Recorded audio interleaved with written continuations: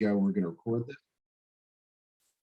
So first off, for those in our audience who haven't attended these discussions related to moving, downsizing, and figuring out where and how you're going to live, tell the folks a little bit about yourself, Tom, and JK Moving. And then I understand we've got one of your team members who's going to share some words of wisdom as well. Yep, absolutely. Thanks, Steve.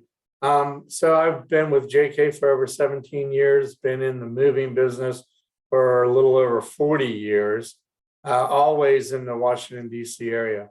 JK Moving is the largest independent-owned moving company in the United States. There's nothing we can't do. We have storage. We can do moves around the United States, internationally, and we also have a commercial division to move office spaces and so on.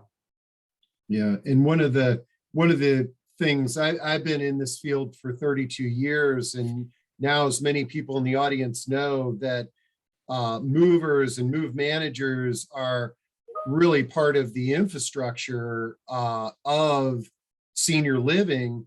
Back 32 years ago, there was no such thing as a move manager, and JK was one of a very small handful of companies that recognized that, boy, this group of consumers that's making the move from the home they've lived in for a lifetime to a senior living community or downsizing, they have some special needs, and the way that we approach these moves need to be a little bit different. And you guys were really the pioneers in this space. So yeah, absolutely. As the leisure worlds and the Ashby Ponds and the retirement areas and villages appeared, it became apparent more and more that the elderly needed some help with their downsizing. So we were partnering with a lot of them. The downsizers give the move a lot of organization, which makes it very easy for the consumer. Great.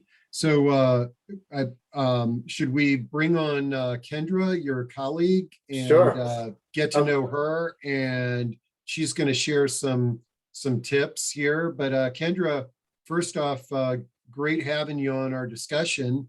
Tell us a little bit about yourself, the role you play at JK, and then I've got a few PowerPoints loaded up for some tips that you wanted to share. Yeah, absolutely. Thank you, Steve. Tom, I appreciate the time here with everyone. My name is Kendra Carlmark. As Steve said, I'm the Director of Consumer Move Management with JK Moving Services.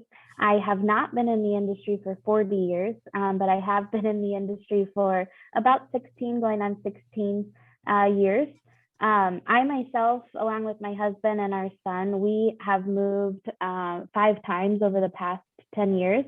So while, of course, we're not downsizing or looking to move into the next phase of our lives, certainly can emphasize with all of you here that are potentially looking at starting the daunting process of relocating, and have some tips to share with you all on how we can make that a seamless process. Let me throw those slides up there.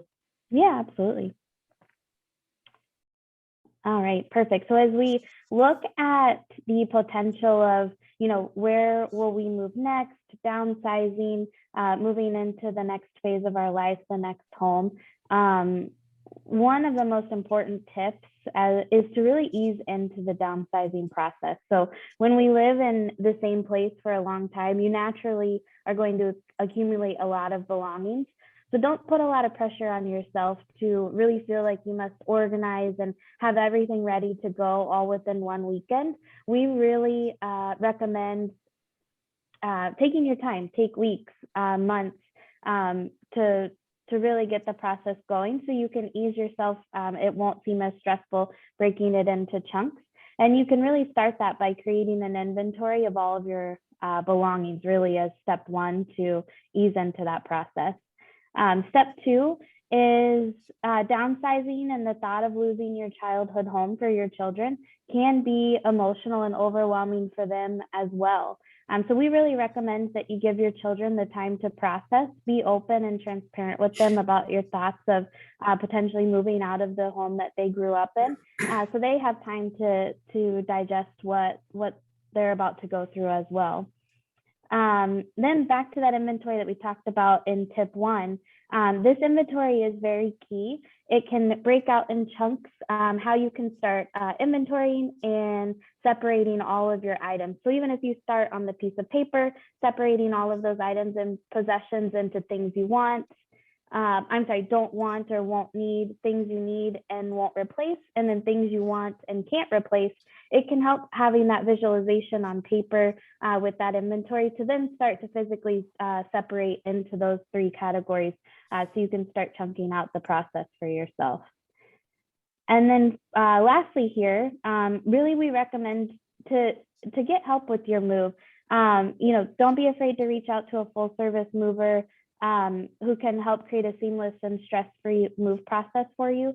And that really starts from the coordination to the physical packing, moving, and delivering of your belongings to really ensure that this is a good process for you. We want to make sure, anybody that would be assisting, can make it as seamless and stress-free as possible.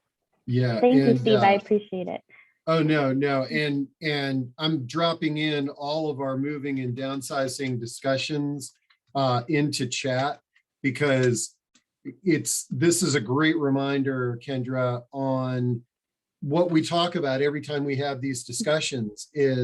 It's communicating with everyone, it's mapping out a plan, and it's not doing it alone. And that's where the benefit of working with a mover, or better yet, a senior move manager to help you through that process is great. Most of the time, people try to do this too quickly. It's a crisis situation. And then that's, one of the reasons why, what do they say? Moving is one of the most stressful times in our life. 3. Exactly. Yeah, exactly. So, well, thanks a lot, Kendra. It's great to have you, and we look forward to having you at our next discussion. And I see we got Ryan on the screen here, so this is exciting. I say let's jump into this discussion and get to know Ryan. I want to remind our audience that the best thing about these discussions is they're live and interactive, and so you can interact with the other attendees in the audience, and you do that through chat. Just make sure that you use that drop-down menu that says everyone, so everybody can see your message. And then you can interact with Ryan and Tom and I by using that. The best way to do it is just type in your questions using that Q&A box at the bottom of your screen. But you can also raise your virtual hand, and we'll bring you on audio. Unless you want your camera on, we're not going to see you. So Ryan, I forgot how many years I've known you, but I've known you for years. You're definitely a thought leader in the aging space. And but for those in the audience that don't know you, tell us a little bit about your background and what led to this this new book. And it is a new book. I think it's just hot off the press the last 30 days. That's right. And Tom, good to meet you. And Steve, it's great to see you. I remember when we met, Steve, I can't remember the year, but you were presenting in Roanoke, Virginia at the SFCS Architects Conference. And you were sharing your story about how you lived in a senior living community. And I'm like, wait a second, this guy, we got something in common.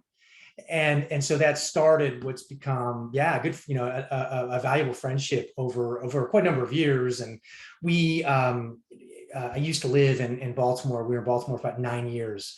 And then about 2+ years ago, we moved to Austin, Texas for a variety of different reasons. So haven't seen Steve as much recently, but awesome to see all of the great content that now is virtually available, as well. Exactly. So, in fact, I think this is one of the best certainly the best I know of regional networks and content.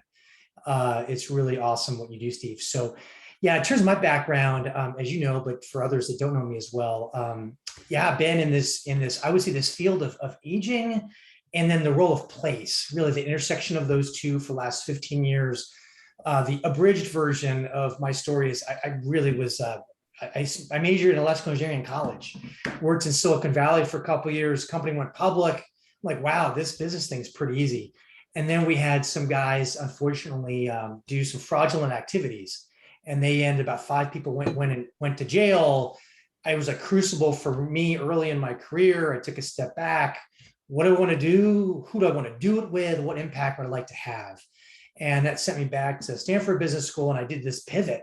And I went away from technology and figured, like, how can I have some impact on how we think about a longer life and the role that place can have in that. So as part of that journey, wrote a letter to some executives in senior housing, didn't know anyone. The only person that responded was Paul Clausen, the CEO of Sunrise.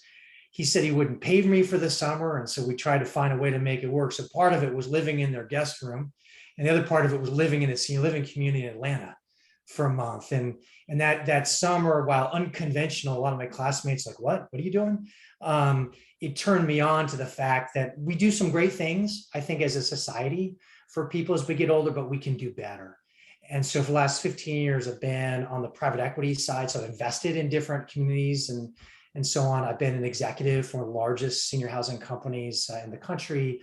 I've developed new models, age-friendly models, actually in the DC area. Been on the board of different companies, and I do strategy consulting for groups across the country. Investors, senior housing groups, multifamily groups, and so on. In that process, I got all these questions, I'm sure similar, Steve, to what you get, which is, what should I do? And they kept happening so often among friends and family. I said, wait a second, maybe I could save myself some time and just bundle this into a book. Now I thought that was gonna be a time saver. I'm not so sure that's how it's played out. But hired a book agent, and I have a brother-in-law that's written a number of books, and he kept needling me, and he eventually got the best of me. But I went and Johns Hopkins, they have a special vertical on health and wellness, and this book is in that vertical.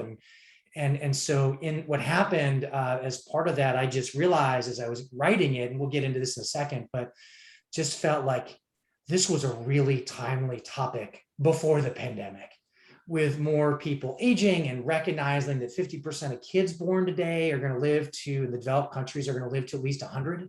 So this idea of living long is not just a baby boomer phenomenon. It's really like a new norm, especially for those that have some resources and are educated. And then in the process, had written about a third of the book, and then the pandemic hit. And all of a sudden had to rewrite that third, but also realized that this was going to be an even more defining issue because, anyway, it's Well, that's the process that kind of. Well, this is actually really rare. I mean, we have a lot of authors on here, but most of them, their book was being printed before the pandemic. The fact that you had the opportunity to at least review and update with the pandemic, that's great, and we can dive into some questions related to that here.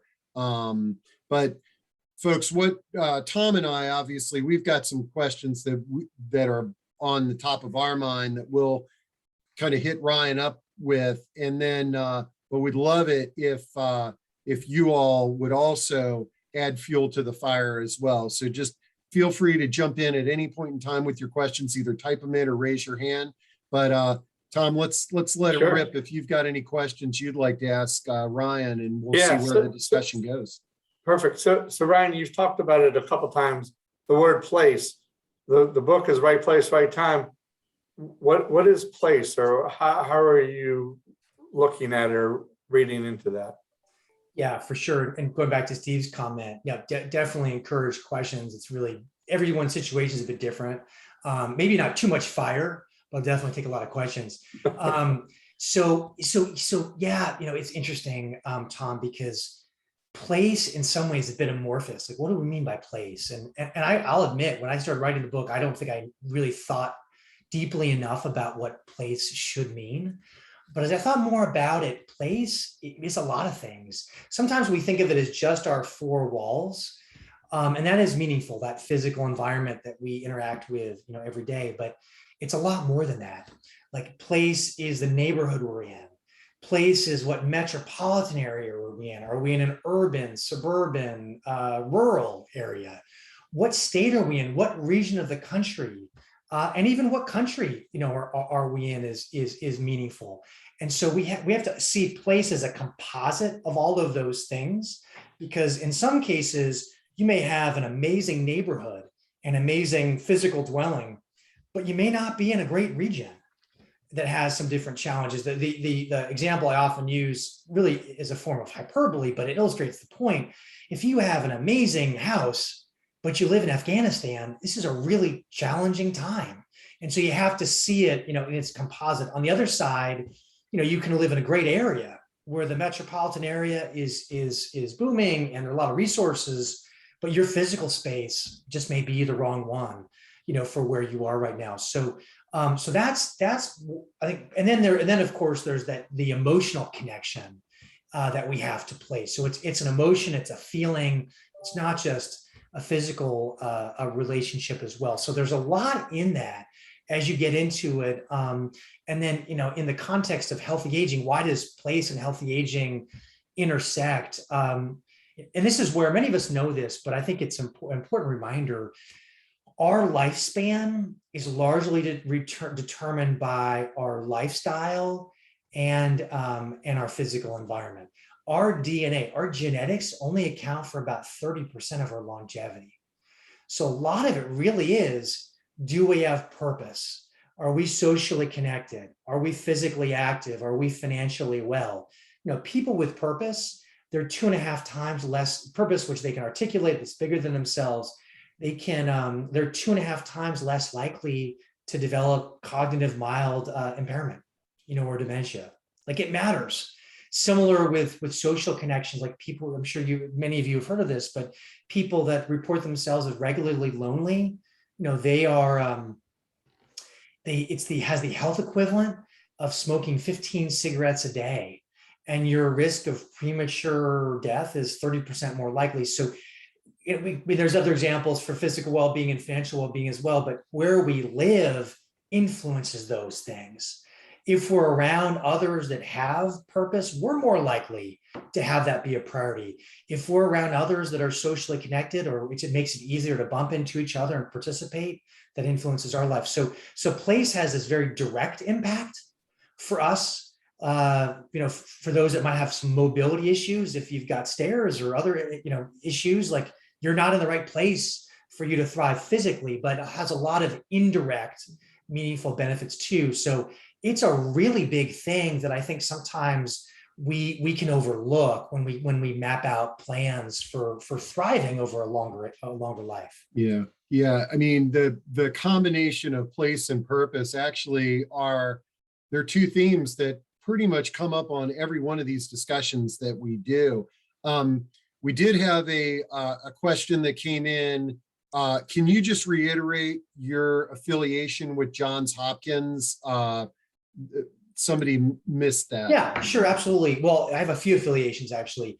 I referenced it here because Johns Hopkins University Press is the publisher of Right Place, Right Time. Okay. It's coincidentally, I'm also on the National Advisory Board of Johns Hopkins School of Nursing, which is the top nursing school in the country, maybe internationally, really. And incidentally, one thing that's happening on the healthcare side of things that I've seen, I'm sure you've seen this too, Steve, in your world, is that people in the healthcare world are recognizing that housing, in many respects, is a health intervention, because people that aren't in a good place, they're more likely to end up utilizing our expensive healthcare system, which is not good for the healthcare system, often not good for us. So it's how we think about housing, even separate than individually, how we think about society is changing as well. That's great.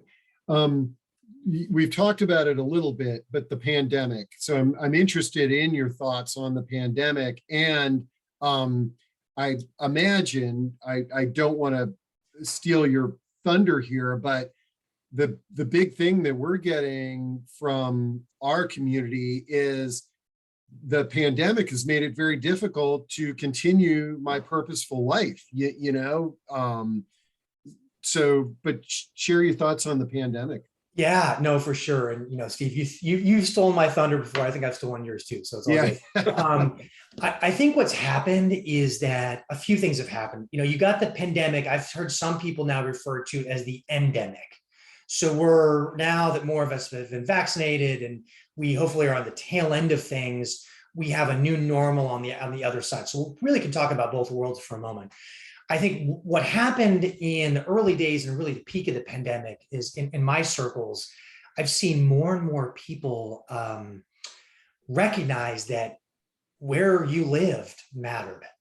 And we saw sadly, these headlines of people that were, in the wrong place as it played out. Maybe they were really socially isolated. Maybe they were in a skilled nursing facility that was poorly run, and it had an impact, in some cases, a fatal impact for people. And so we saw the downside of that very meaningfully.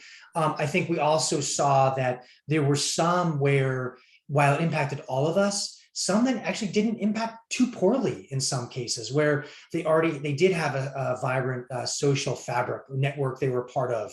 And they were able to all considered, do somewhat well during the pandemic. And so I think it highlighted the fact that place matters. It also highlighted that life is fleeting. Sometimes we just plug along and we pretend as though each day is going to keep rolling and, our life don't change. Well, I think the music stopped. And I think it forced all of us to say, wait a second, am I really where I want to be? Am I in the right place where I want to be? Do I have the right purpose that I want to have? Going back to your point, Steve. So I think there's a number of things that force self-reflection in a way that didn't happen necessarily in a normal course of life. I think as we shift to the endemic stage, now it gives us a chance to reflect on what do we do about it? Are we going to bounce back and just go back to exactly the way we were? We have 3 teenage kids and it's chaos. And it was kind of nice having a moment of pause in the life, more family dinners and so on. In some respects, we've just bounced back to where it was. And my wife and I have been doing our best to actually not have that happen.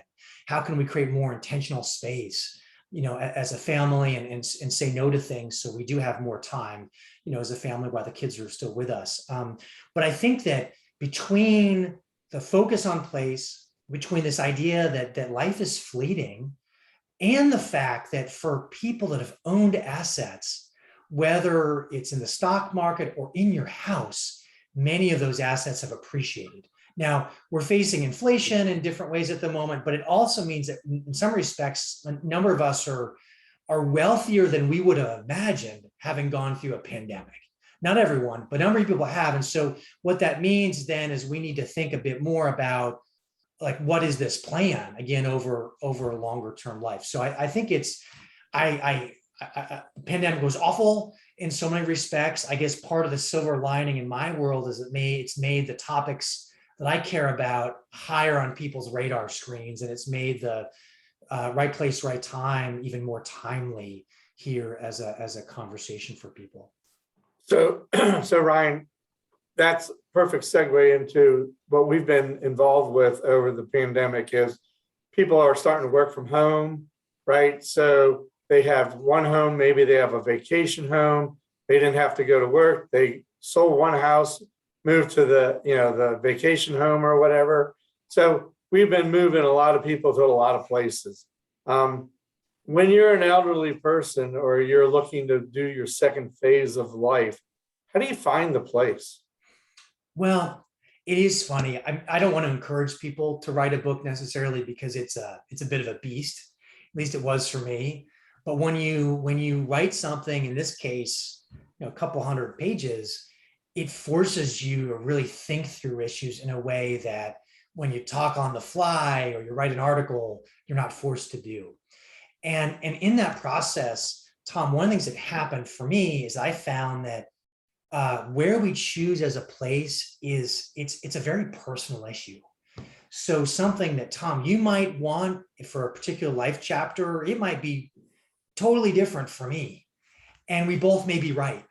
And I think that's part of what the opportunity for all of us is, how can we find the right place for each of us at that right stage in life. And so I found that it has a number of variables. And in fact, I wrote the book to be optimistic. I wrote the book to be provocative, but I also wrote the book to be very practical and helpful for people. And one of the areas I included was a self-assessment stage. And so I have a series of questions, and I've got a lot of positive feedback for those that have read the book, that I ask people, going back to Steve's point earlier, like some questions that probe them around purpose. Do you have a purpose for, this stage? I probe people about, like I mentioned earlier, around being socially connected, around being physically active, around being financially well for a longer life, and also very specifically about place. And so I think, and there's factors within each of those. So I think one of the things that's really important for people is to be thoughtful enough about the things that matter to you. And then, to the extent possible, be as honest with yourself about where you are on these measures, because there are things you can do to make your current place better, or potentially move to a new place that, when you do make those moves, do they actually move these key factors in your life that really matter? So sometimes we think about a place too narrowly, when in fact, and I know Zillow is great because they got these amazing pictures. Heck, I want to see some of these things. I want to move into them, but they don't give you any sense of who your neighbors are. They don't give you a sense of what your neighborhood's like. They don't give you a sense of necessarily the broader area. So there's a lot of factors that matter beyond just the house porn, that Zillow and others have. And so I think there are quite a number of questions to consider. And as I described, a number of those are lifestyle based, like I shared, and it requires some deeper thinking. Great. Well, we're starting to get some questions that are flowing in here. And I think here's one. It says, what type of housing situation do you recommend for seniors who want to maintain a separate living space, not just a bedroom, be nearby others, and who want to be able to age in place? So that's a great question. And it's a great question. And it's a question that I'm sure, Steve, you and I have talked about in the past, but it's one that I really dove into deeply in the process of writing this book. And part of it was, I think, for those that aren't terribly knowledgeable, we tend to either think it's a single family home or it's senior living, right? And in some cases, their knowledge is skilled nursing. And there's a sense of, heck no, I don't want to go to skilled nursing ever. I'm going to live in my house no matter what. And the good news I want to share is actually there's a lot of options in between those. And even more encouraging, there's a lot more coming. So specifically around this question, a few things, and part of it is, as I said, describing what you're looking for and then what options, but then you have to localize those options. So depending where you are, if you're in the greater DC area, there are some specific things that maybe we can go into offline. But as categories, you're seeing a number of, I'll describe them as townhomes, where they're effectively almost like duplexes, separate spaces, where it's more than just a bedroom, where you have your own space, where universal design is incorporated there. These spaces may not even be age restricted, but they're really thoughtfully done. So it's you even have places where either elevators exist or can be added over time, and they're really attractive. And a number of these areas are walkable areas that people can get to. So that's one example. For sale, you're seeing increasing number of what I would describe as rental single family homes, some of which are now becoming built by, it's becoming more professionally done in certain markets. So there's that. Another thing I'm seeing in some areas, certainly here in Austin. In fact, we bought a house in Austin where this could be something we do. And that is, you're seeing more accessible dwelling units. They call them ADUs, where you can drop a cottage in an existing property, maybe behind it, and that allows a separate space that either you could go live in, or you could have family live in, or a caregiver could be there. And so there's ways in which you could move there, you could rent your house. So that's another example. You're seeing in some other markets, those types of communities built in some scale. So there are these ideas of village neighborhoods, or they're built in different villages together. You're seeing some areas where it's officially co-housing, where you come in and you own the properties together, and there's an element of helping each other. So the good news is there's a lot of different models. And so I think it's important to weigh in on those. You know, it kind of intersects with her question, but one of the times when our lives intersected, and I was just super impressed with this project you were involved with, was the housing development that you helped create in Rockville, Maryland, called The Stories. And the concept is that, you know, there's this stigma of moving to a place that says senior living on the sign out front that is very difficult for a lot of people. And I believe that the concept of this community that you helped develop was, hey, there's a lot of things that could benefit an older couple or individual in this building, and we're going to bake them in, but anybody of any age can move in here. Can you tell the folks a little bit about that project? And did you learn anything that you sort of dropped into the book? Yeah, absolutely, Steve. And no, thank you. I'm really encouraged, because I think what's happening is, Steve mentioned, part of my work has been, how can we help create better places? And I do that through consulting as well as development, like Steve mentioned. I describe that as really the supply side. And then this book is for people to empower them, inform them to make better decisions about what I think is a really significant decision. And that side, I really see that as the demand side of the equation. And so if we can get people more informed, the demand, but at the same time create better supply, we're going to find more options where there's a match.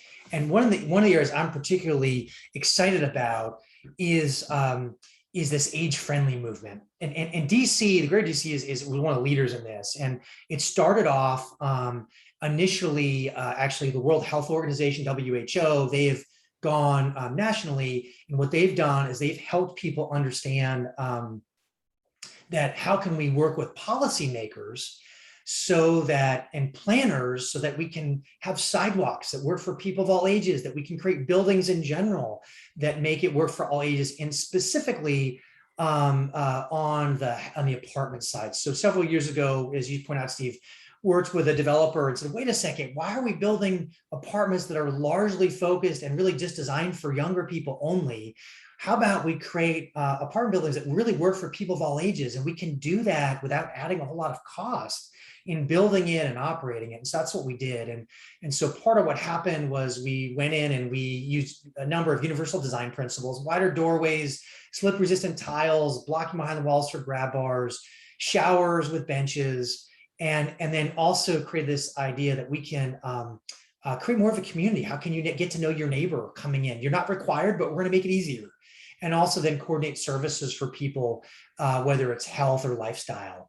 And it's been really warmly received. And we've had people of all ages there in the buildings, people actually from the early 90s, 80s, 70s, 60s, 50s, 40s, 30s, young families.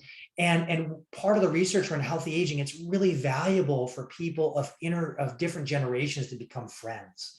It helps older people, helps younger people. And so we saw the spark of this in the community. So I'm hopeful, Steve, I think you're going to see more communities like this across the country, where more people are going to say, wait a second, let's just build things that work better for society in general. And I think The Stories was the beginning of what's going to be more of a national movement.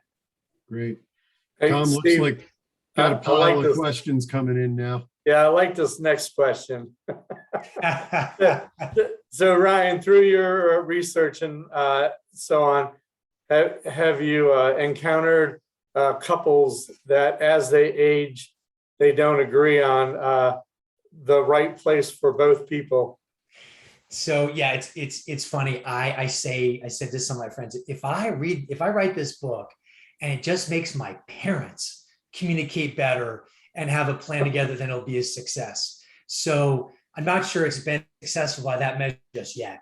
But yeah, Tom, what I did is I wrote it with the idea that we've got single people trying to figure it out. We've got couples, we've got families that are working together to figure it out. And so how can we have a process, which is really what part of what the book outlines, with that self-assessment I talked about earlier, where people can raise these issues that are important to them and have some dialogue. I have some prompting questions in the book. I'm not a psychologist, though I did have some psychologists review the book and incorporate some ideas around it, because the more that we can understand to some degree unemotionally, here's where we are in our journeys, because oftentimes what can happen is our partners, we're not necessarily aging at the same rate. Sure. And so we have to, separate than preferences, we also need to factor in that there may be a different risk profile for one spouse and another, and how do we really make that work? And so I think that I do believe that I think the book's helpful in starting some of that dialogue. But I would say it really matters. And sometimes when people don't agree, the default is you don't do anything. And that, as I said, over time, can be a real concern, because sometimes that people that opt to age in place, we may talk about this later, that can work for a little while, but is rarely the right situation for the long term. And so if you find yourself at an impasse, it introduces risks for either one or really both of the people in a relationship. Great. Let's see. Melissa asks, she says, thank you, Ryan. I agree that being in a home that is safe and encourages independence is an essential key to wellness as one ages. We need to collectively and collaboratively work together to decrease those false statistics.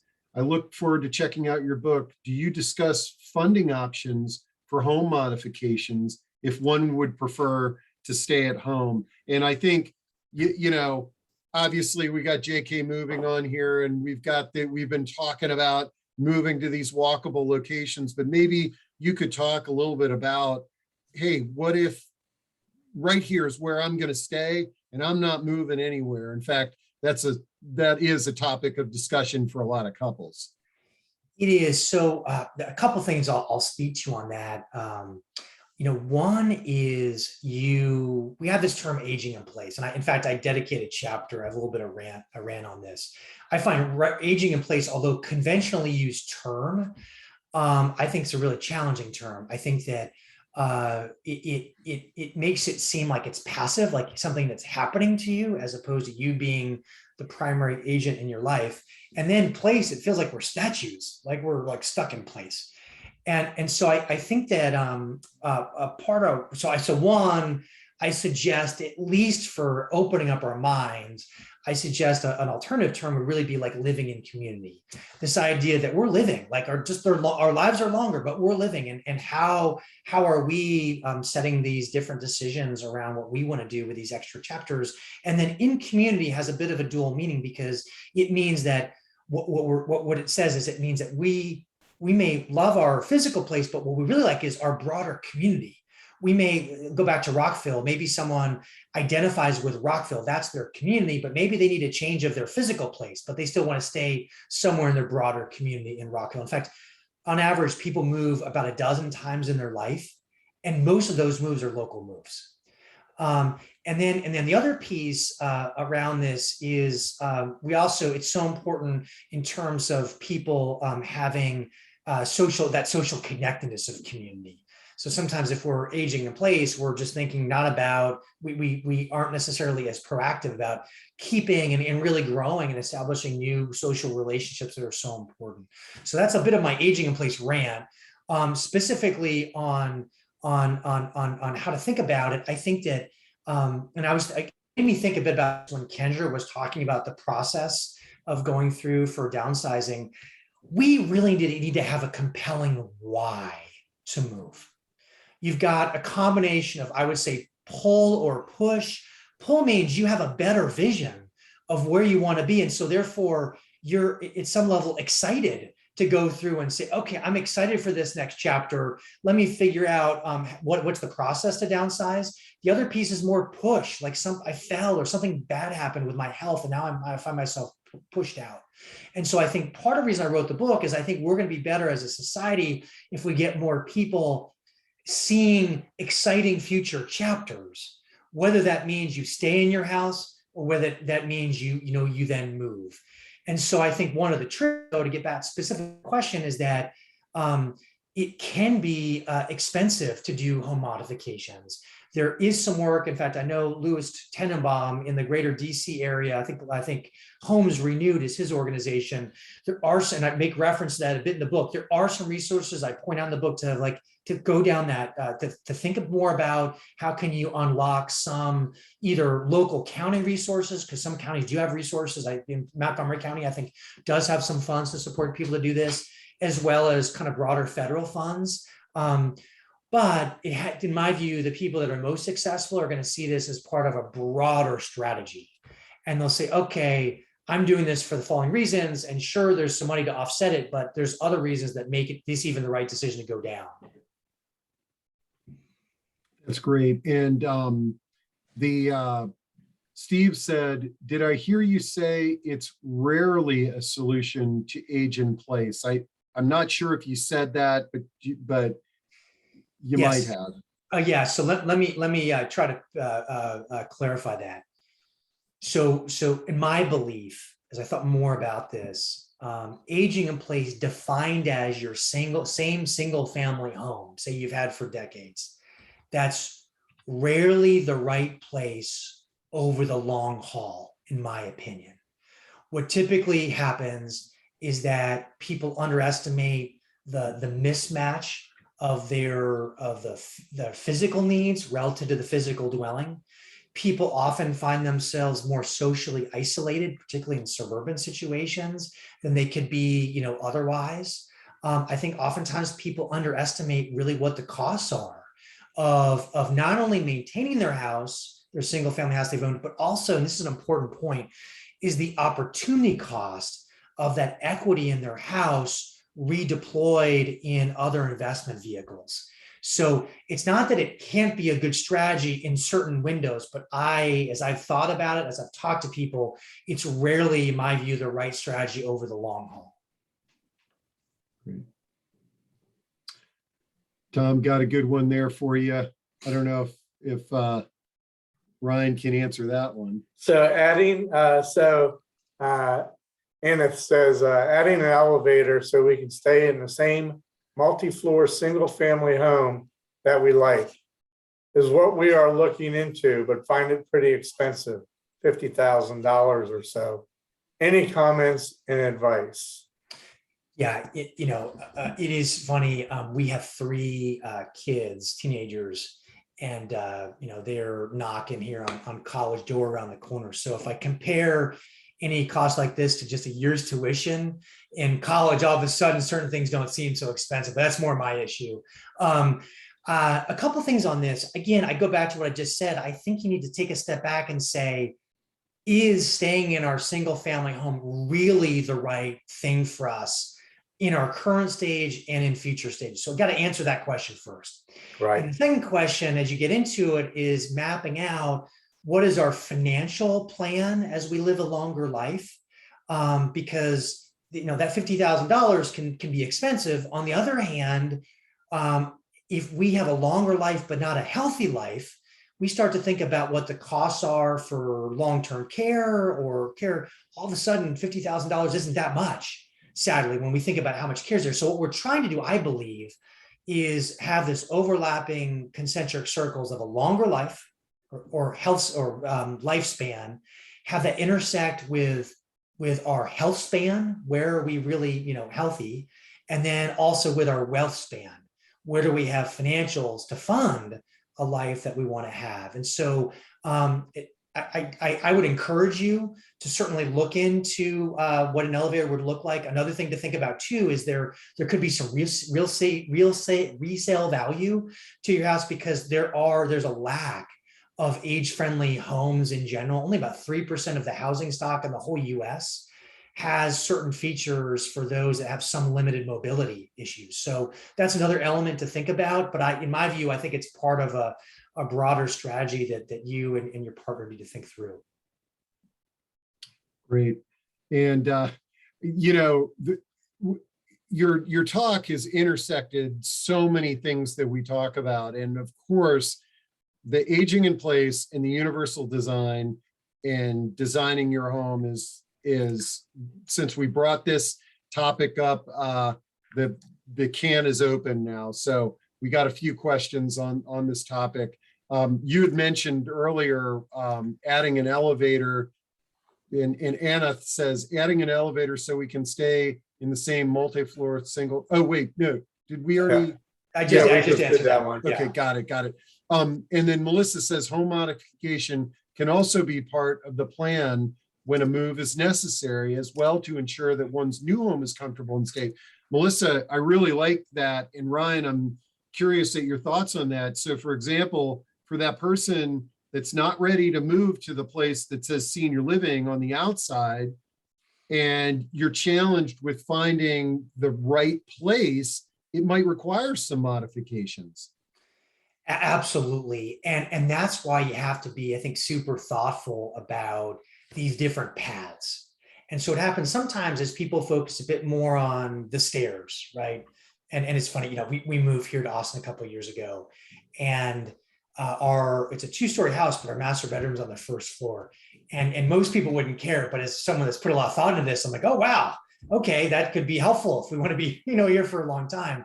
And so things like having stairs on the second floor for a master bedroom could be a challenge. But as I said, you need to think about as part of this broader strategy, because if you're not ready or senior living doesn't feel like the right fit for you, how can you extend what your current place is like can be helpful. At the same time, what's happening is a number of these options are really expensive in senior living. So whether you move into a buy-in community that can be tens of hundreds of thousands, in cases $1 million to move in, or in some cases, if it's just a rental community, it can be $5,000, $7,000 or more a month. Those dollars add up. So if you can find a way to have a current place or an alternative place work for a longer stretch of time, that can be a really good investment across a number of different measures. So I think a number of people should be thinking about what the path looks like if you don't move, but not just financially and based on your physical needs, but what does it mean for social connection? What does it mean for purpose, physical well-being, and so on? So really, Ryan, our past webinars have been a lot about moving our parents, you know, when they get very elderly, what to do and how to help them. When you were writing your book, did you have an age group in mind, or is this a broad spectrum? Yeah, great question. So what happened was I started off just like Steve, right? Because a lot of our expertise is more on the senior housing side. But as I thought more about it, I said, wait a second, like there's plenty of people that are going to live longer. In fact, most people never go to senior living. So it made me think, wait a second, there are these other housing environments, whether it's people's existing single family homes or other models. And so that was the initial piece, but then I took a further step back and said, wait a second, this is not just an issue when you're in your 70s and 80s. It becomes a real issue or opportunity, I should say, really for couples when their kids leave. Like at least for us, a lot of our lives seem to be focused a bit right now on where these kids are going and how to get them there and so on. But once they move to their next stage, then we have degrees of freedom to think about where we want to be along the way. So to me, Tom, it really started, I would say, people in their 50s up through their early 80s where you can plan. Now, what's happened is I've had the book go out. I've had people come back to me in their 40s, 30s, even 20s, where they've said, wait a second, actually, the principles you're talking about apply to me at my stage, because I'd like to figure out the right place to have deep roots and to be more socially connected. So in some respects, while the book is really, I would describe it people 50 and above, I've seen people younger than that say, wait a second, a number of these messages really apply to my planning as well. I dropped into the chat a comment from Karen who says, I also think there needs to be a new model for singles. Many of my older single clients would love a community that is more Golden Girls than a modern one. And I did drop in there, Karen, Silver Nest, which is a resource. But Ryan, curious about your thoughts on home sharing, because it does intersect the saving money, but also purpose and companionship too. Yeah, Steve, and I thought more about this. You and I should have co-wrote this book. So because Silver Nest is it's one of the things I talk about. I have a chapter talking about what are these different models and emerging ones, and Silver Nest. There's a couple other versions as well that are out there, and it's great because a few things it does. Again, as another option to consider, is that it is like the Golden Girls example. It allows you to do some mutual screening. So this isn't just a random person. You get an opportunity to have somewhat of a match. And so it doesn't necessarily mean it has to be your best friend, but it can be another person that's part of this social fabric to help life work, as things play out. And if you own your home, or even if you rent a home and you have an extra space, then it becomes an alternative revenue stream. I have a good friend of mine that's used that really successfully in the Boston network. So I share a story with her. More broadly, though, when we look at Golden Girls, I think that you're seeing more models that are emerging, whether they could be in apartments, like I described with the stories, like those that are out there where you can go in with friends and just happen to be in the same building. I'm seeing some examples where people are going into co-housing developments together, and they're owners in an entity. I'm seeing some situations where people are being real entrepreneurs, and they're getting some land and they're deciding to build a couple homes next to each other. So there's ranges of complexity, there's ranges of commitments to them. But I think I've actually, one of the things that has happened, people in California, here in Texas, and some people on the East Coast as well, they've reached out and they said, we want to use this book as part of our monthly book group, because then there's an opportunity to talk about some of these issues together with good friends. And there may be some ideas that emerge through that. But the good news is there are a number of options, and there's more coming. Great. And Tom, I just glanced at the clock and we're almost to the top of the hour. You want to take this last question, Yeah. and then we'll get Ryan to kind of close on some wrapping up. Sure. MP says, in terms of your discussion prior to moving, what are your thoughts on visiting an area or the area of interest at different times of the year before making that final decision? Okay, this is a fantastic question.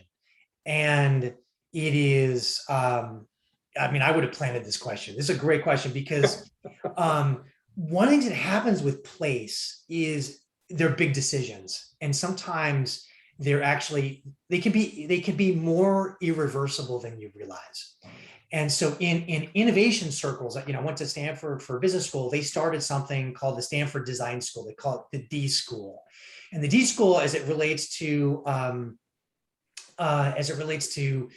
innovation, the idea is you come up with a hypothesis, you build a prototype, and you test that prototype, and you learn.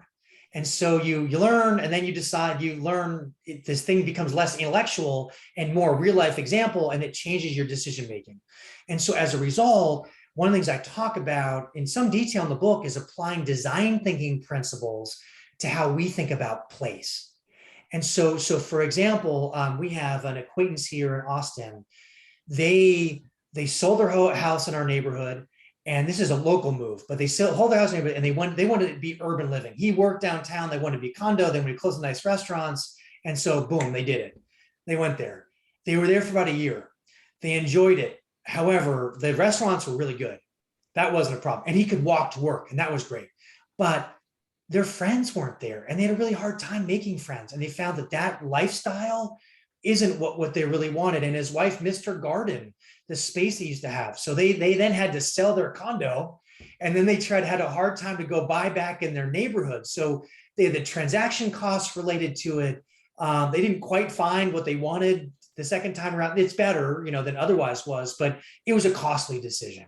They would have been better off maybe doing an Airbnb for a month to see what's like. Maybe the best thing would have been for them to have rented their house and rented a condo downtown to really see what that was like. And so I think that those same design thinking principles can be helpful if you're thinking about relocating to another part of the country or, another city you're not familiar with. I think we have some ideas in our heads.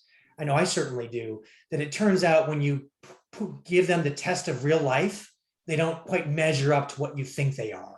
And in some cases, there are communities where you can, I know the Villages is a successful age-restricted community in Florida.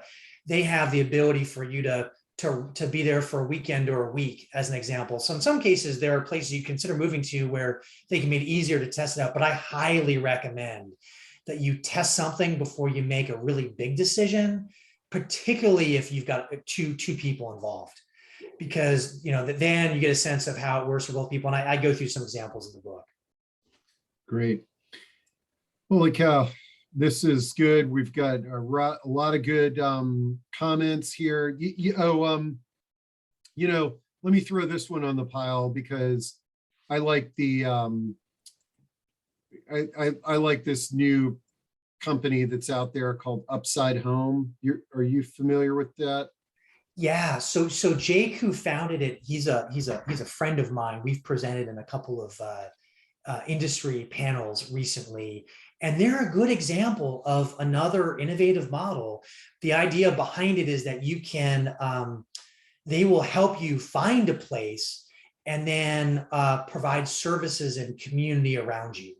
And so that's so important because it makes us think more broadly about place, as well as have the ability to have some infrastructure to fall back on. So, and I'm expecting more and more models to emerge. I know, Steve, you and I have talked about models in the past as well. And I think we're at a really ripe time for innovation as more people are looking for something different.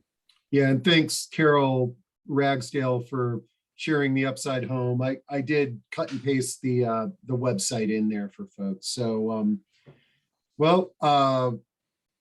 okay. And then,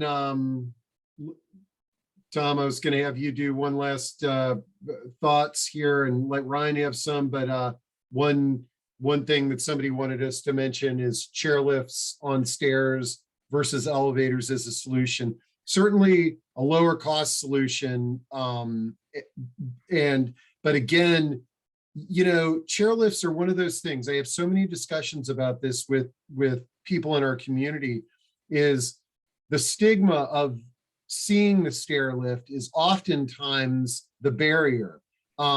Is that, oh, I just never imagined I would live in a home with a stair lift. And that's, for some people, that's what the benefit of an elevator is, but certainly a topic that we talk a lot about. So Tom, and and the name of the book again, which I'm going to drop again into chat, but Ryan, the name of your book again? It's I just happen to have a copy next to me. It's got Right Place, Right Time, the ultimate guide to choosing a home for the second half of life. And John Hopkins, yeah.